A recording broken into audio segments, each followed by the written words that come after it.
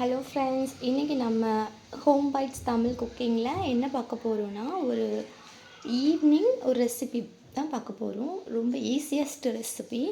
இது என்னென்னா bread cutlet. இதுக்கு என்னென்ன இன்க்ரீடியன்ட்ஸ் வேணும்னா, ஒரு 4 ஆர் 5 பிரெட்ஸு, அது சும்மா ரஃப்பாக இது பண்ணி வச்சுருக்கேன். இதை நம்ம கிரைண்ட் பண்ணி எடுத்துக்கணும். இது வந்து ஒரு ஆனியன், அதுக்கு மேலே வந்து க்ரீன் சில்லி, அதோட சீட்ஸ் இல்லாமல் எடுத்திருக்கேன். அதுக்கப்புறமா இது வந்து இஞ்சி பூண்டு பேஸ்ட்டு, இது வந்து கொரியாண்டர், அப்புறம் இது கருவேப்பிலை. அதுக்கப்புறமா இது வந்து 2 உருளைக்கிழங்க பாயில் பண்ணி நல்லா ஸ்மாஷ் பண்ணி வச்சுருக்கேன். இது வந்து சில்லி பவுட்ரு, இது வந்து கரம் மசாலா, இது வந்து சீரகத்தூள், இது வந்து உப்பு. இப்போ ஃபஸ்ட்டு இந்த ப்ரெட்டை நம்ம தண்ணி எதுவும் ஊற்றாமல் அப்படியே ஜாரில் வச்சு கிரைண்ட் பண்ணிட்டு வரணும். இப்போது இந்த ப்ரெட் வந்து நல்லா இது பண்ணி கிரைண்ட் பண்ணிட்டு வந்தாச்சு. இப்போ என்ன பண்ணணும்னா, இதில் நம்ம அந்த பொட்டேட்டோ ஸ்மாஷ் பண்ணி வச்சதில் இது போட்டுட்டு, ஃபுல்லாக கிரைண்ட் பண்ணதையும் போடக்கூடாது, ஓரளவுக்கு போட்டுட்டு மிச்சத்தை இங்கே தட்டில் நல்லா போட்டு வச்சுக்கணும். ஏன்னா லாஸ்ட்டில் இதில் கோட் பண்ணி தான் நம்ம இது பண்ணுவோம், அதனால இது இருக்கட்டும். இப்போ நெக்ஸ்ட்டு இதில் என்ன பண்ணியாச்சு, பொட்டேட்டோ அப்புறம் ப்ரெட் க்ரம்ஸ் போட்டாச்சு. நெக்ஸ்ட்டு நம்ம ஒவ்வொன்றா போட்டுற வேண்டியதான். ஆனியனும் க்ரீன் சில்லியும் போட்டாச்சு. நெக்ஸ்ட்டு இஞ்சி பூண்டு பேஸ்ட் டைஜஷனுக்கு தேவைப்படும். நெக்ஸ்ட் கரி லீஃப், அப்புறம் கொரியாண்டர் போட்டுட்டு நெக்ஸ்ட்டு சில்லி பவுட்ரு,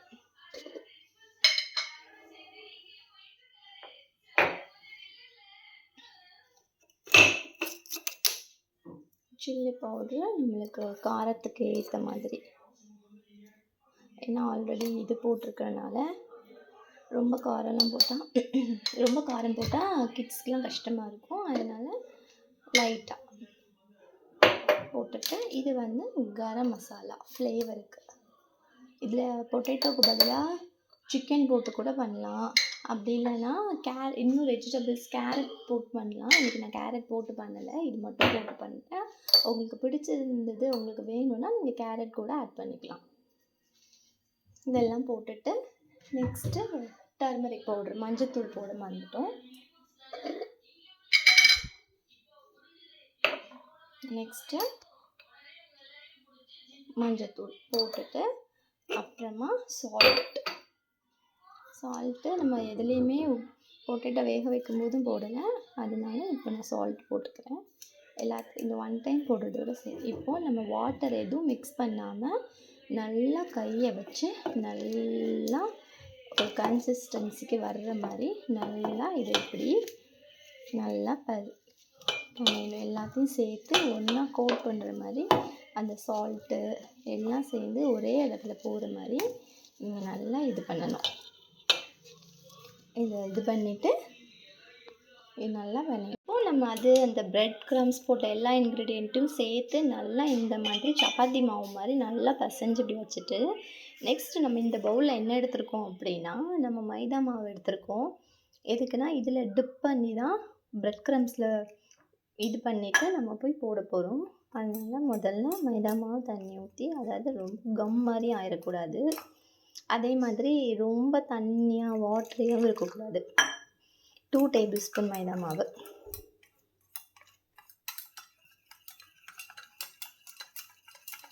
அதை இந்த மாதிரி விஸ்க் வச்சு இது பண்ணிட்டீங்கன்னா, பீட் பண்ணிட்டீங்கன்னா அது நல்லா பீட் ஆயிடும்.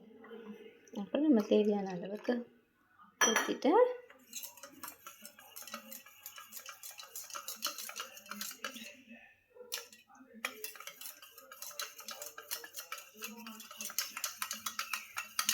நல்லா பீட் பண்ணியாச்சு.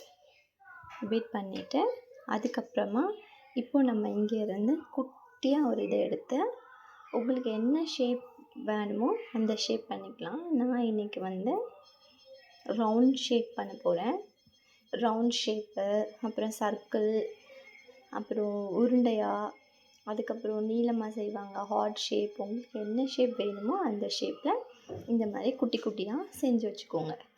இப்போது ஃபஸ்ட் இதே மாதிரி நம்ம எல்லா பக்கமும் சேமாக அப்படி ஒரே மாதிரி வர்ற மாதிரி செஞ்சுட்டு பிளேட்டில் வச்சாச்சு. இதே மாதிரி நம்ம இருக்கிற எல்லா மாவுலையும் இந்த மாதிரி செஞ்சுக்கணும்.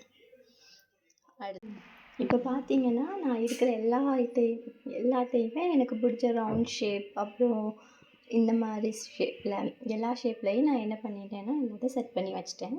இப்போ நம்ம என்ன பண்ண போகிறோன்னா, எடுத்துகிட்டு இங்கே நம்ம மைதா மாவோடு சேர்த்து இது பண்ணால அதில் நல்லா போட்டு டிப் பண்ணிவிட்டு, அப்படியே நம்ம ப்ரெட் அரைச்சதில் கொஞ்சோண்டு எடுத்து வச்சுருந்தோன்னா இந்த ப்ரெட் க்ரம்ஸில் அந்த ஈரமே இல்லாமல் ஃபுல்லாக என்ன பண்ணணும், நல்லா அப்படி டிப் பண்ணிக்கணும் எல்லா பக்கமும். அதோட ஈரமே இருக்கக்கூடாது. அப்படின்னா நல்லா ப்ரெட் அதில் கோட் ஆனால் தான் உங்களுக்கு அந்த பிக்கும்போது அந்த சாஃப்ட்னஸ்ஸாக உள்ளே சாஃப்டாக இருக்கும், ஆனால் வெளியே நல்லா கிறிஸ்பியாலாம் இருக்கும்.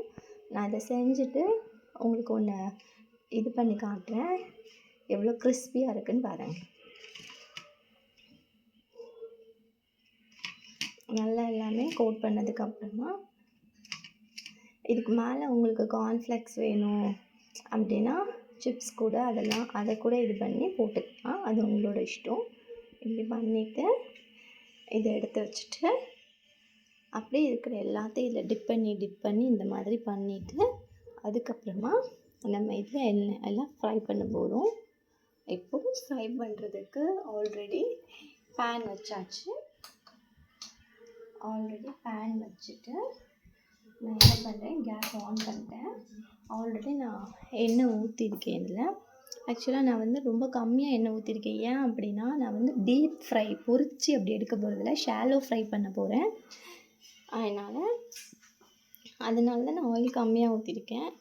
இல்லை நீங்கள் டீப் ஃப்ரை பண்ணணுன்னா உங்களுக்கு எந்த அளவுக்கு எண்ணெய் இந்த வடைலாம் பொரித்து எடுப்போம்ல அந்த மாதிரி நீங்கள் நிறையா கன்சிஸ்டன்சி எண்ணெய் ஊற்றிட்டு அதுக்கப்புறம் பண்ணிக்கலாம். நான் எனக்கு ஷாலோ ஃப்ரை பண்ண போகிறேன், அதனால தான் இவ்வளோ கம்மியாக எண்ணெய் ஊற்றிருக்கேன். இப்போது நல்லா ஆயில் சூடாகட்டும். அதுக்குள்ளே நம்ம இந்த சைடு உள்ள இது எல்லாத்தையும் ப்ரிப்பேர் பண்ணி வச்சு ஒரு பிளேட்டில் மாற்றிட்டு அப்புறம் ஒவ்வொன்றா போட்டு எடுக்க வேண்டியதான்.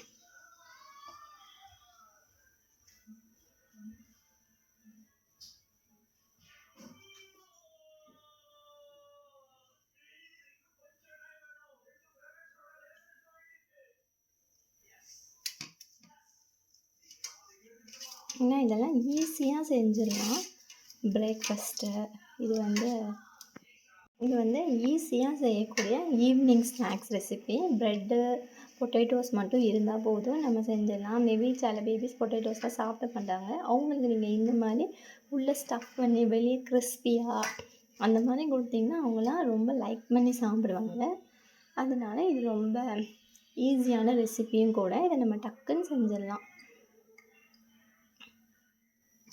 ஆனால் இப்போ ஆயில் நம்மளுக்கு சூடாகிட்டுருக்கு. அது நல்லா சூடானோடனே இருக்கிற எல்லாத்தையுமே நம்ம என்ன பண்ண போகிறோம், கொஞ்சம் கொஞ்சமாக எடுத்து இதில் போட போகிறோம்.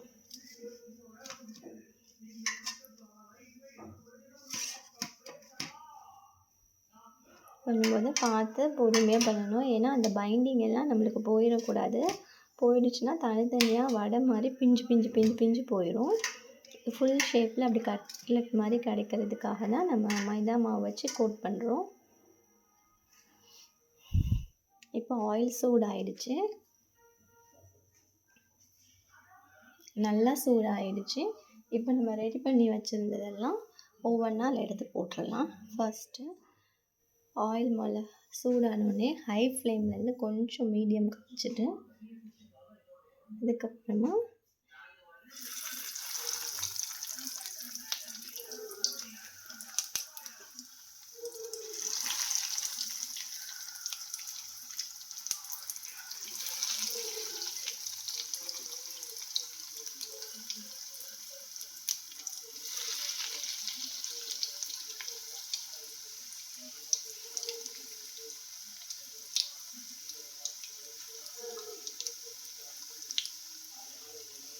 நீங்கள் இதை போட்ட உடனேயே என்ன பண்ணிடக்கூடாது, திருப்பிடக்கூடாது.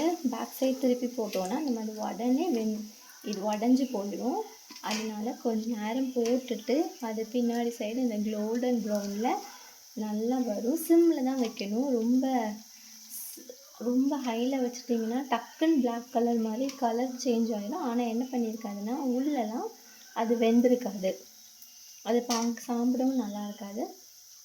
அதனால் போட்டுட்டு கொஞ்சம் நேரம் வெயிட் பண்ணி அதுக்கப்புறமா அதை திருப்பணும். அது கொஞ்சம் டைம் ஆகட்டும் அது திருப்புறதுக்கு. இப்போ பார்த்தீங்கன்னா இந்த சைடு பின்னாடி சைடு வந்து உங்களுக்கு லைட்டாக அந்த கோல்டன் கலர் வந்துடும். வந்து நம்ம இப்போ திரும்பும்போது நம்ம போட்டது அப்படியே உடையாமே இருக்குது பாருங்கள். அதனால தான் உடனே திருப்பினோன்னா அது உடஞ்சிரும். அதுக்கப்புறமா நம்ம நல்லா எடுத்து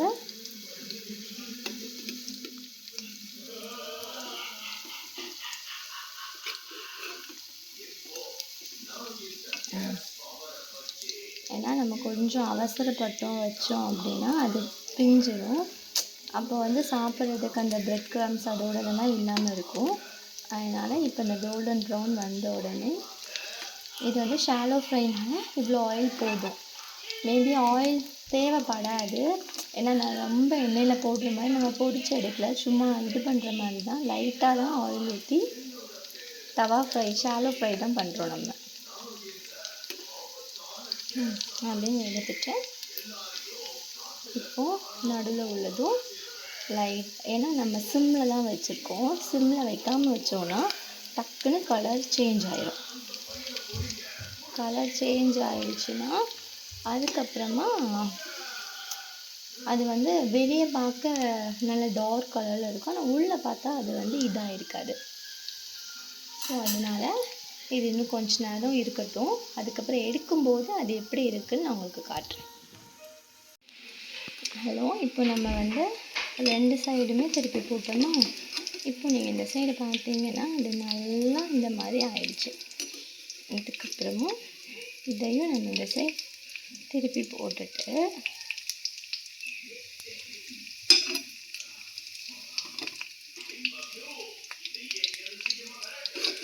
ஏன்னா இது கொஞ்சம் ஹை ஃப்ளேம்லலாம் வச்சா கொஞ்சம் இதாகிடும்னு சொல்லி தான் நம்ம சிம்மில் வச்சே செய்கிறோம்.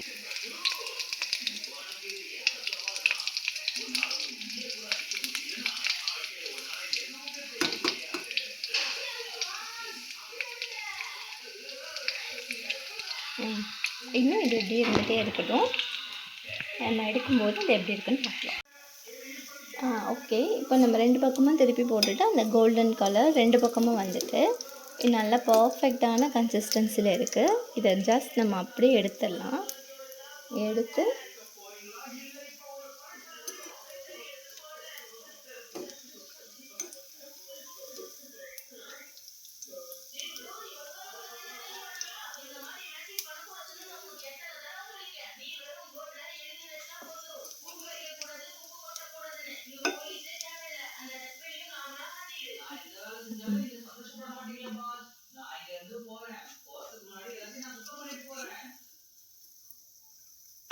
இதை எடுத்து நம்ம இப்படி வச்சாச்சு.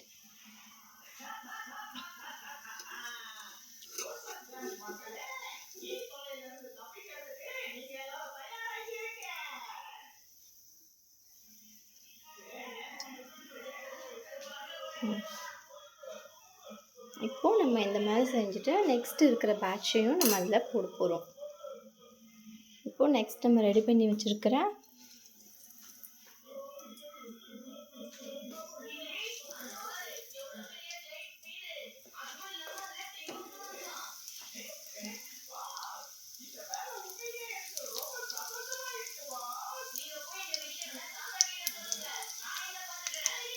ஓகே, இது சிம்மில் வச்சுட்டு போட்டாச்சு. ஃபைனலாக நம்மளோட அவுட்புட் இது தான். போட்ட எல்லா கட்லெட்டும் செஞ்சு முடித்தாச்சு. இதை சாஸ் வச்சு என்ஜாய் பண்ணி சாப்பிட்லாம். இந்த மாதிரி ஈஸியான ரெசிபிஸ் உங்களுக்கு வேணும் அப்படின்னா எனக்கு நீங்கள் கமெண்ட் பண்ணுங்கள். நான் எனக்கு தெரிஞ்ச ஹெல்த்தியான டேஸ்டியான ரெசிபிஸை உங்கள் கூட ஷேர் பண்ணுறேன். தேங்க்ஸ் ஃபார் யுவர் வாட்சிங். இதே மாதிரி நீங்களும் ட்ரை பண்ணி பார்த்துட்டு உங்கள் ஃபீட்பேக் எனக்கு கொடுங்க. சேனலை சப்ஸ்கிரைப் பண்ணுங்கள். நான் போடுற எல்லா வீடியோஸும் உங்களுக்கு வரும். தேங்க்ஸ் ஃபார் யுவர் வாட்சிங். இதே மாதிரி நீங்களும் ட்ரை பண்ணி என்ஜாய் பண்ணுங்கள். நெக்ஸ்ட் வீடியோவில் உங்களை நான் மீட் பண்ணுறேன். பாய்.